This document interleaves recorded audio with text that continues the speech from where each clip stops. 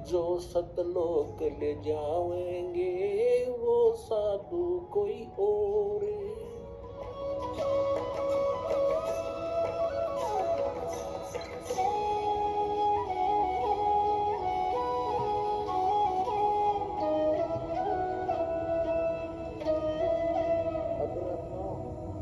परमात्मा आप तक पहुंचने के लिए अब कैसी कैसी लीला करता है। मैं रोवत हूँ सृष्टि को, सृष्टि रोवे मोहे, गरीबदास इस वियोग को समझ न सकता कोई। जो जन मेरी शरण है ताका हूँ मैं दासे, गेल गेल लाग्या फिरूं हूँ जब तक धरती आकाशे। पुण्यात्मा परमात्मा कहते हैं जो मेरी एक बार शरण में आ गया उसको मैं छोड़ूंगा नहीं, उसके साथ रहूंगा।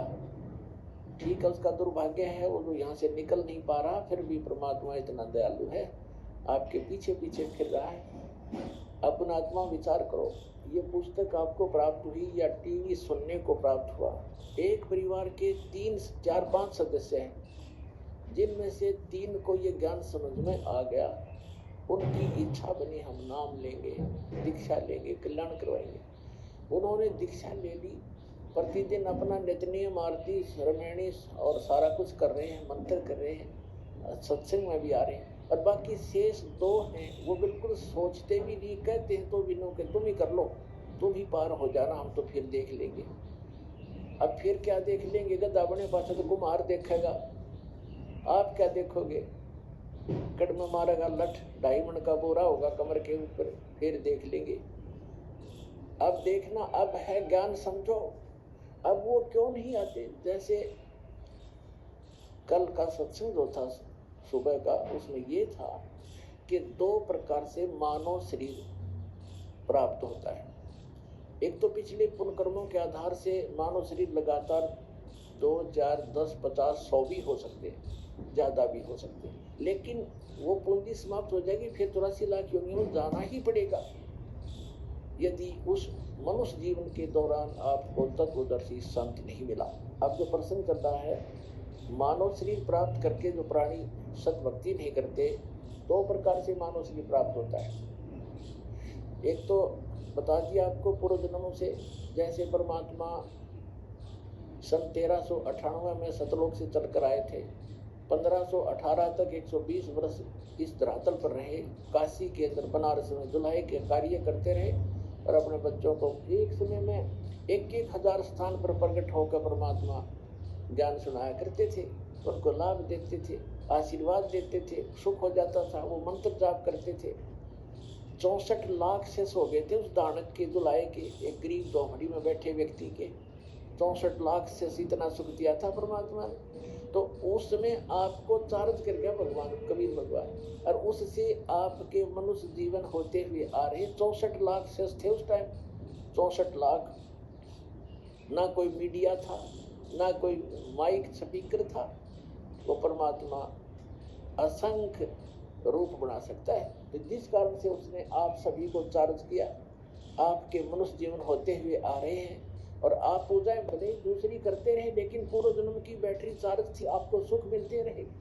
फिर भी कोई दुख क्रम का आता है तो आप इधर उधर भागते रहे, कोई मंदिर में, कोई गुरुद्वारों में, कोई पहाड़ों पर, कोई गुफाओं में, या किसी संतों की खोज करते रहे, उससे लाभ कुछ नहीं होना था आपको। और दूसरी प्रकार के जो व्यक्ति है, आपको बताया कि जैसे एक तो 84 लाख सभी प्राणियों के शरीरों में से गुजर के निकल के एक मानव शरीर टर्न वाइज मिलता ही मिलता है, स्त्री या पुरुष का। तो जो ऐसे 84 लाख योनियों से निकल कर आए हैं, वो काल के पक्के हैं, वो काल की फर्द में चढ़ गए, वो काल की रजिस्ट्री में है। अब वो भक्ति नहीं कर सकते। एक परिवार में 3 नाम ले चुके हैं, सद्भक्ति कर रहे हैं, उनको समझा रहे हैं, वो कहे ठीक ठीक तुम कर लो। ये भी शुक्र है कि वो उनको मना नहीं करते, नहीं तो वो काल के दूत उनको भी मना करते, तुम भी नहीं जाओगे, ऐसा नहीं कर दोगे। ऐसा बताया परमात्मा ने कि जैसे ये कोयल क्या करती है, कोयल पक्षी है, ये अपना अलग से घोंसला बना करके अंडे उत्पन्न नहीं करती, क्योंकि उसके अंडों को काग खा जाते हैं, छोड़ते नहीं। ऐसा फार्मूला अपना रखा उसने, जैसे मादा कवि ने अंडे उत्पन्न किए घोंसले में, और वो जाती है चुगा चरने इधर उधर, वो देख लेती है कि चली गई काफी दूर, तो उसके घोंसले में अपने अंडे उत्पन्न कर देती है। अब जो कवि आती है वापस, वो असमंजस में पड़ जाती है कि कौन से मेरे हैं कौन से दूसरे हैं, तो वो इस असमंजस में उन चारों की ही परवरिश करना प्रारंभ कर देती है। और जब वो बच्चे उत्पन्न होते हैं तो एक जैसा कलर होता है, कोई पहचान नहीं होती उनकी, बिल्कुल सेम टू सेम रहते हैं। और वो कोयल उस पर नजर रखती है घोंसले पर कि अब ये कितना उड़ारी भर रहे हैं, कितनी दूर तक जा सकते हैं। तो तब वो दूर पेड़ पर बैठकर अपनी बोली बोलती है, कुहू कुहू की आवाज लगाती है। जो कोयल के बच्चे होते हैं उनको प्रभाव होता है उनका, वो एकदम ऐसे ऐसे देखते हैं। जब वो फिर बोलती रहती है तो उड़कर वो अपनी माँ की बोली से आकर्षित होकर अपनी माँ की तरफ उड़कर चल पड़ते हैं। अब कवि उनके पीछे पीछे उड़ती है कि मेरे बच्चे गए, कोयल आगे उड़ जाती है, दूर वृक्ष पर बैठकर फिर कुहू कुहू करती है, वो बच्चे फिर वहां से उड़कर आगे भाग लेते हैं। अब कवि ये सोचती है ये तो गए सो गए, पिछले बच्चे रह गए, उन पर कोई आपत्ति ना आ जाए, उनको संभालूं, आकर के वो वापस आ जाती है।